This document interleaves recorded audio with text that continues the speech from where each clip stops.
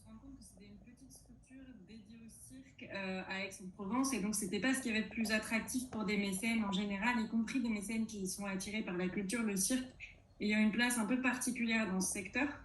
Donc, on a d'abord commencé par du mécénat de compétences, c'est-à-dire qu'on est allé chercher sur le territoire des entreprises qui étaient en mesure de nous aider à réduire des lignes de coûts plus qu'à augmenter nos lignes de recettes.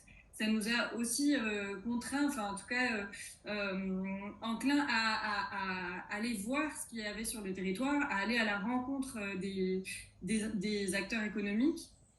Et c'est aussi un endroit où on a trouvé du conseil, des bonnes ondes, quand en s'intégrant sur un territoire, parfois la collaboration entre acteurs culturels ou entre acteurs sociaux est parfois un peu plus complexe. Donc c'est comme ça qu'on a commencé en mécénat de compétences.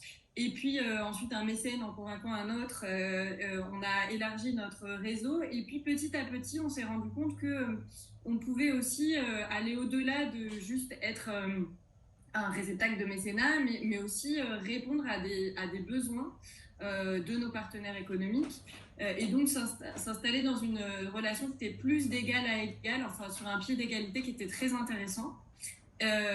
Donc on a commencé à développer des propositions liées à l'événementiel, notamment parce que le cirque est connu, enfin on va chercher le cirque pour des cracheurs de feu, des choses comme ça, qui n'est pas du tout notre secteur d'activité, mais on travaille vraiment plus sur la création.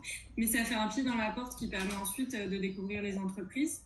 Et puis on a commencé à dire qu'on ferait de l'événementiel que pour nos mécènes, ce qui, ayant trop de demandes, en fait, on a fait cette première barrière à l'entrée, ce qui nous a permis d'entrer dans une relation différente, qui n'était pas une relation de prestataire à client, mais bien dans une relation de partenariat, et qui générait une curiosité de la part de l'entreprise pour l'ensemble du projet. Et de là, on a ensuite développé une offre de formation, d'abord en team building grâce aux arts du cirque, pour travailler la cohésion d'équipe. Et puis ensuite, on a approfondi ça en observant ce qui se passait dans les groupes qu'on accompagnait pour déployer une offre de formation vraiment autour des ressources humaines et des arts du cirque. Ce qui aujourd'hui nous fait une multiple entrée, c'est-à-dire qu'on a à la fois des entreprises qui viennent nous voir pour ces services-là directement dans une relation de prestataire, et on a d'ailleurs une marque spécifique qui s'appelle Siam at Work qui porte ce message-là, qui porte ces projets-là. Et une fois que la rencontre s'est faite, une fois qu'on a répondu aux premiers besoins, une fois qu'ils sont venus chez nous, à ce moment-là, on peut parler du projet, approfondir son volet d'intérêt général. L'ensemble des résultats, de toute façon, de cette marque, des bénéfices sont reversés au projet d'intérêt général.